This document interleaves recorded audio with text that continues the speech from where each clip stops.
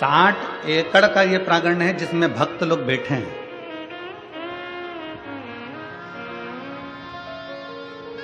सौ बीघा जमीन के अंदर अंदर ये पूरी व्यवस्था करी गई।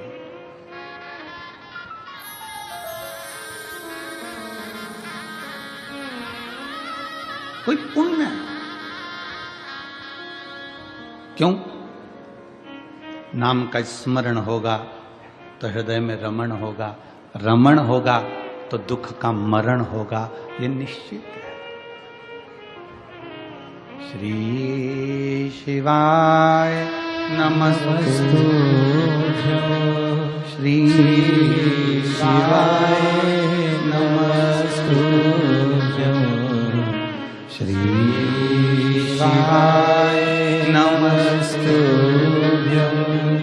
श्री शिवाय नमस्तु, श्री शिवाय नमस्तु, श्री शिवाय नमस्तु, श्री शिवाय नमस्तु, श्री शिवाय नमस्तु।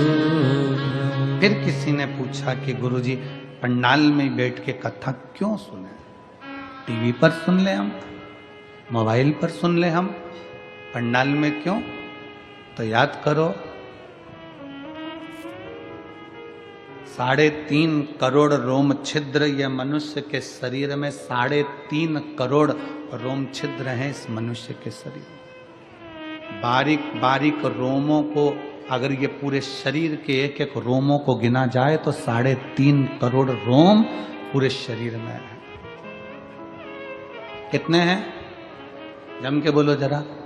3.5 करोड़ रोम छिद्र मनुष्य के शरीर में। अग्नि पुराण में एक प्रसंग मिलता है कि पूछा गया कि ये 3.5 करोड़ रोम छिद्र परमात्मा ने मानव के शरीर में क्यों दिए? तो कहा गया, अग्नि पुराण कहती है कि 3.5 करोड़ बार मनुष्य को एक दिन में भगवान का नाम लेना पड़ेगा तब तरेगा। अब मेरी जीजियों, मेरे जीजाओं, मेरी बेटियों, मेरे बेटाओं, मेरी माताओं, मेरे भाई, जितने आस्था चैनल पर सुन रहे हैं, जितने फेसबुक यूट्यूब पर सुन रहे हैं और जितने पंडाल में सुन रहे हैं, आप और हमसे भी कोई पूछेगा कि गुरुजी आपने 3.5 करोड़ बार क्या भगवान का नाम कभी लिया है? आपने लिया है 3.5 करोड़ बार एक दिन में भगवान का नाम? जम के बोलो जरा। कोई संत साधु सन्यासी तपस्वी भी नहीं होगा जो एक दिन में 3.5 करोड़ बार भगवान का नाम ले। तो अग्नि पुराण में आया कि ये मनुष्य तो 3.5 करोड़ बार भगवान का नाम ले ही नहीं पाएगा, फिर इसका क्या होगा? और शास्त्र कहता है जिसने 3.5 करोड़ बार भगवान का नाम ले लिया तो उसके दुख भगवान धीरे धीरे काटना चालू कर देता है। तो फिर ये 3.5 करोड़ बार बोल ही नहीं पाएगा तो इसका दुख भी नहीं कटेगा। तो फिर अग्नि पुराण ने कहा कि एक काम हो सकता है। शंकर जी बोले पार्वती से, पार्वती 3.5 करोड़ बार कोई अकेला बैठकर नाम नहीं ले सकता, तो कथा के मंडप में जाकर बैठ जाए।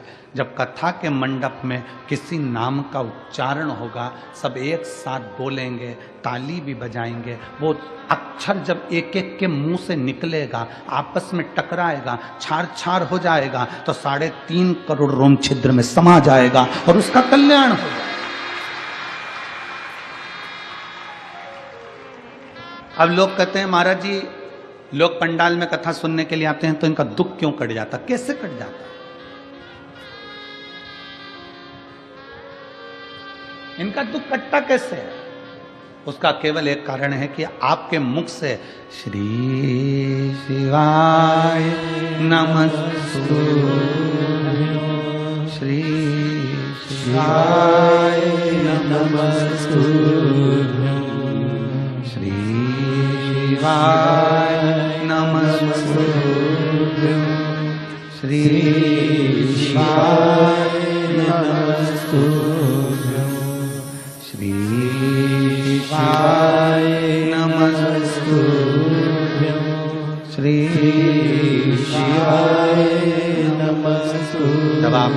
उच्चारण करते हो, आपके मुख से शब्द निकलता है, वो टकराता है। अभी इसका कोई प्रमाण है कि शब्द टकराता है? उसका प्रमाण है गीता जी का उपदेश, गीता का उपदेश। कुरुक्षेत्र के मैदान में भगवान कृष्ण ने अर्जुन को गीता सुनाई। बोलो सुनाई कि नहीं सुनाई?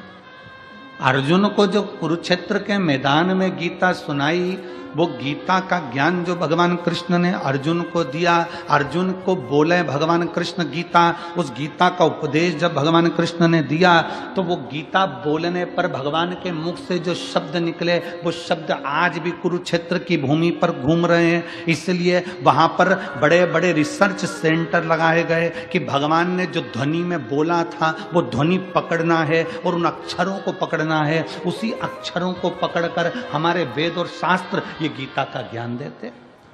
अक्षर जो तुम बोलते हो वो वायुमंडल में हमेशा रहते हैं, वो गूंजते रहते हैं, वो कभी समाप्त नहीं होते।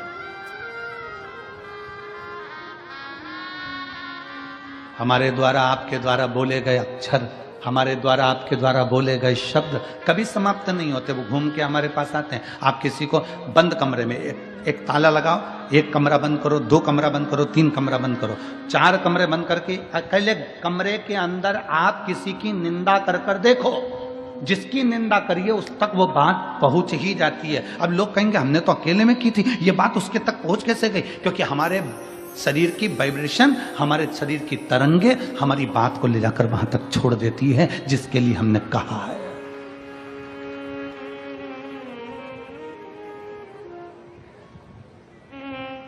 हमारे शरीर की वाइब्रेशन, हमारे शरीर की तरंगे वहां तक ले जाकर छोड़ देती है जिसके लिए हमने अपशब्द कहा। आप किसी को गाली देकर देखो, चलो जाने तो आपका कोई नौकर हो ना, आप अपने घर पे बैठ के नौकर को ही कुछ अपशब्द कह के देख ले, नौकर नहीं है वहां पर, परंतु उस नौकर को मालूम पड़ जाएगा कि मेरे सेठ के मुख में, मेरे सेठ ने मेरे लिए कुछ कहा, मेरे सेठ के दिमाग में कुछ चल रहा है। हमारी वाइब्रेशन बता देती है, हमारी तरंगे बता देती है। इसलिए शिव महापुराण की कथा कहती है, अच्छा विचार करिए, अच्छा सोचिए। अगर कोई तुम्हारा दुश्मन है ना, उसके बारे में अच्छा सोचना चालू करो। एक दिन वो दुश्मन तुम्हें सुंदर माला लाकर ना दे, तुम्हारे को गुलाब का फूल लाकर ना दे, तुम्हारे लिए गुलदस्ता लाकर ना दे, तो कहना जो दुश्मन है उसके लिए वे अच्छा सोचना प्रारंभ करो, श्रेष्ठ सोचो। बहू सास की दुश्मन नहीं है, सास बहू की दुश्मन नहीं है। अगर बहू की दुश्मन होती सास, तो अपनी रकम तुड़वाकर बहू को ना देती शादी के पहले, शादी के समय पर।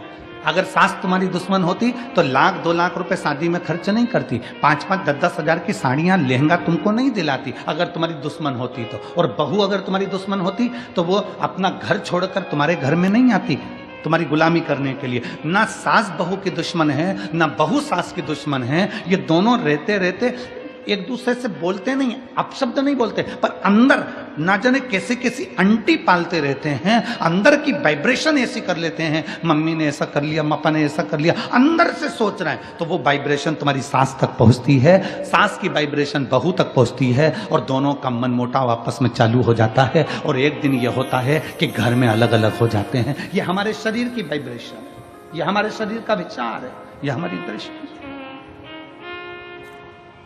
आप अच्छा सोचो ना। एक स्त्री, एक पत्नी रोज पति पर शंका करती है, रोज प्रतिदिन शंका करेगी, मन में शंका भरा गई है तो शंका करती रहेगी, शंका करती रहेगी, शंका करती रहेगी, शंका करती रहेगी। आखिर में पति को मालूम पड़ जाएगा कि ये शंका कर रही है। पति शंका करेगा तो मालूम पड़ जाएगा कि पत्नी शंका कर रही है। ये हमारी वाइब्रेशन है हमारे शरीर की, जो वहां तक पहुंचा दी। ये हमारे शरीर की वाइब्रेशन है जो वहां तक पहुंच रही है। शिव पुराण कहती है, अच्छा सोचिए, जब हम भगवान का नाम जाप करते हैं तो वो मंत्र टूटता है जब आपस में टकरा कर। तो जितने शिव भक्त यहाँ बैठकर कथा कर तत्व ग्रहण कर रहे हैं, लाखों शिव भक्त भगवान शंकर की कथा सुन रहे हैं। कोई टीवी के माध्यम से, कोई मोबाइल के माध्यम से कथा सुन रहा है, और जब वो भी मंत्र का जाप करता है तो उसकी वाइब्रेशन उस तक पहुंचती है और उन सब का कल्याण हो जाता है, जो चाहे टीवी पे सुने चाहे मोबाइल पर सुने। श्री शिवाय नमस्तु।